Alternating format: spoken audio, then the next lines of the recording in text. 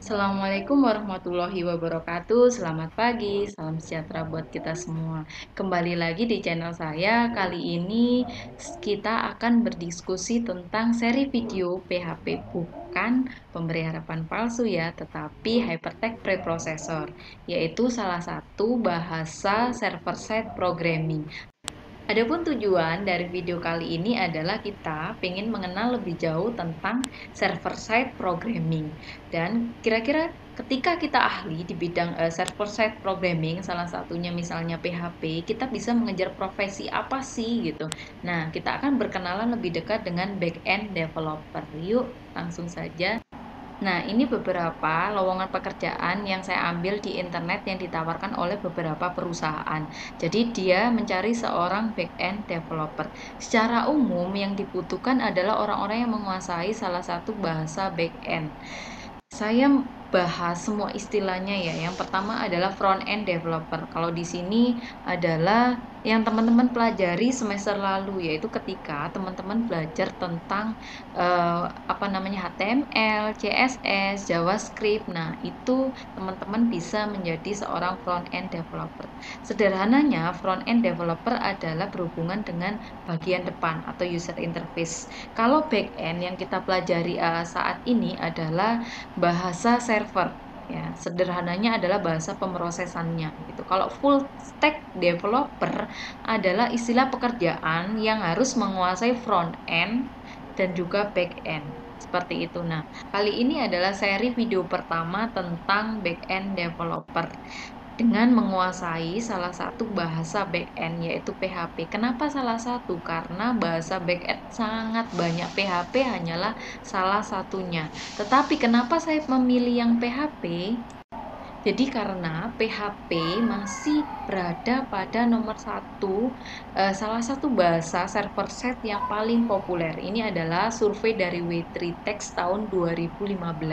Dia sekitar 81% lebih populer daripada bahasa server-side yang lain seperti Ruby, Java, ASP, Python, JavaScript, kemudian dan yang lainnya gitu ya. Kemudian 5 tahun kemudian, walaupun ada penurunan ya, dia tetap nomor satu walaupun menjadi 78% gitu ya. Jadi selama 5 tahun dari 2015 ke 2020 dia tetap bertengger di nomor satu. Jadi kita tetap sangat relevan ketika kita mempelajari bahasa PHP.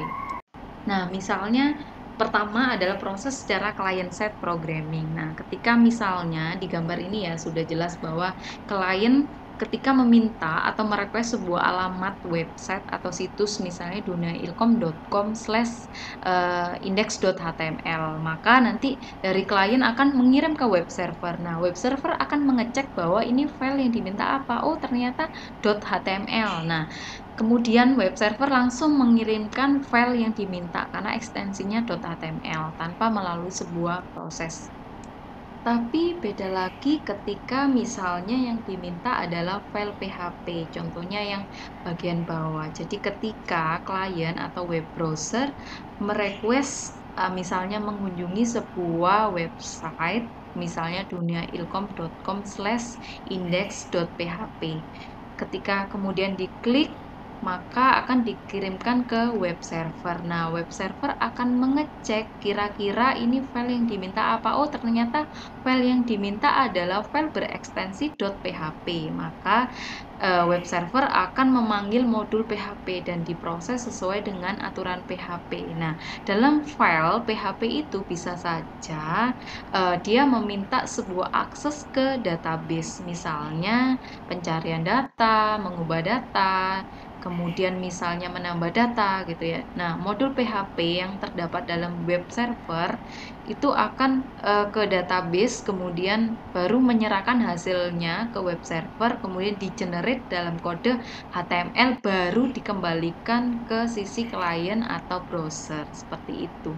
Itulah sisi server-side programming. Jadi ada sebuah pemrosesan di belakang.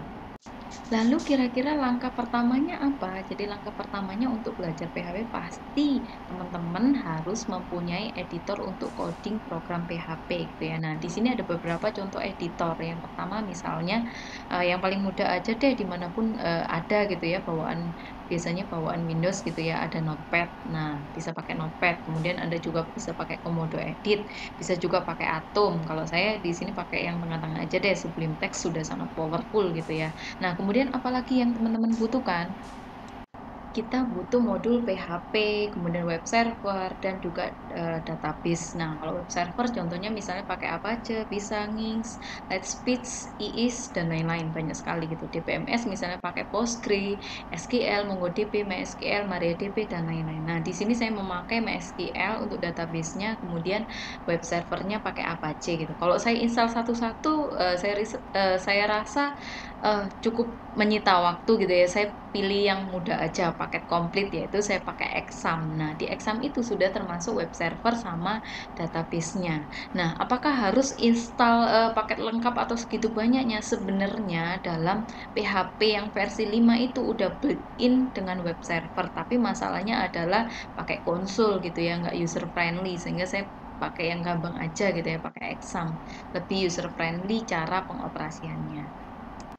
Seperti yang saya bilang di awal bahwa peletakan file PHP tidak sembarangan karena dia bekerja di sisi server. Jadi kalau pakai Exam nanti ngeletakinnya di htdocs. Jadi semua dokumen coding web kita diletakkan di situ.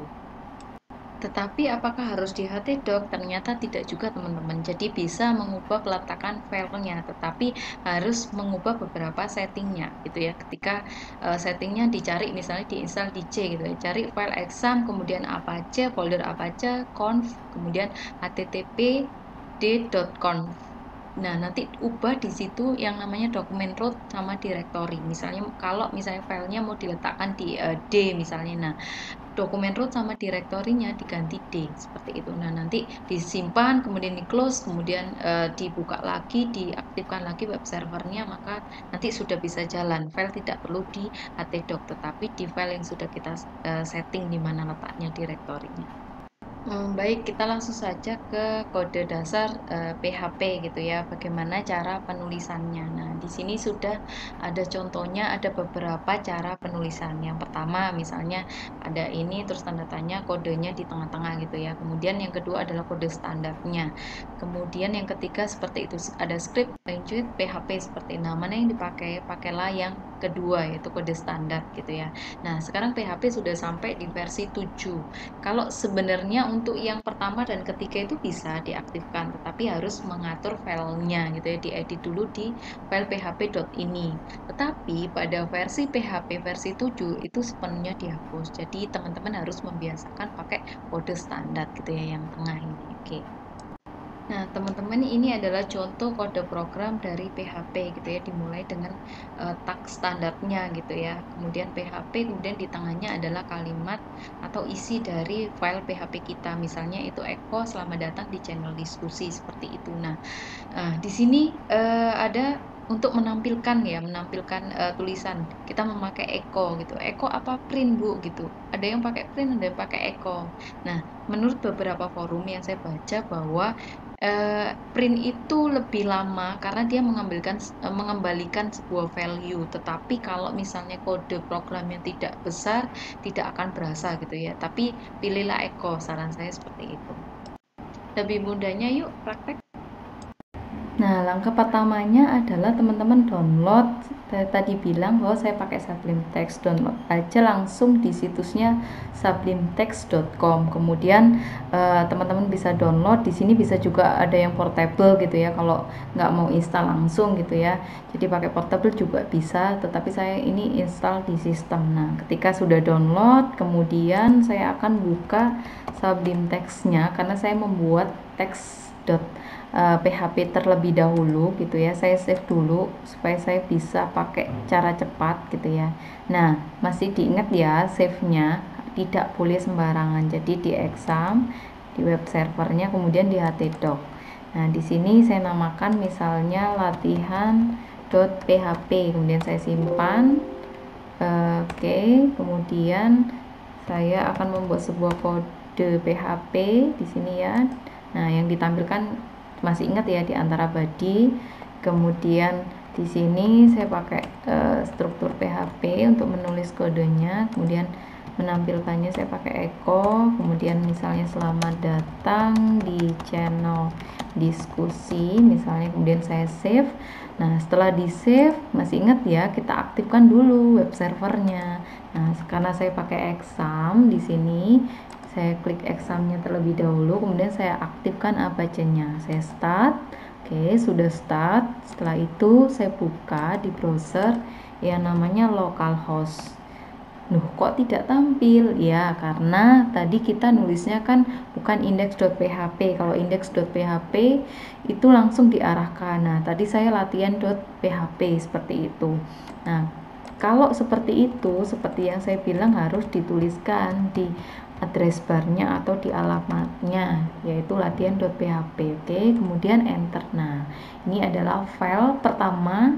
Selamat datang di channel diskusi yang berekstensi .php. Seperti itu ya teman-teman cara eksekusinya gitu. Oke, jadi saya rangkum kembali di sini langkah-langkah eksekusi file PHP. Yang pertama, tuliskan kode PHP di editor teman-teman, kemudian jangan lupa ekstensinya .php, kemudian letakkan di web server, kalau pakai exam di htdoc, kemudian jalankan Apache-nya di start, kemudian buka browser, ketikkan localhost, kemudian ketikkan nama file teman-teman kalau ekstensinya bukan index.php, seperti itu, kemudian enter, dan kita akan mendapatkan file yang sudah kita tulis seperti itu. Oke, itulah bahasan untuk video pertama hari ini. Untuk the next video, kita akan membahas tentang variabel, konstanta, dan operator di PHP. Sampai jumpa di video kedua. Terima kasih.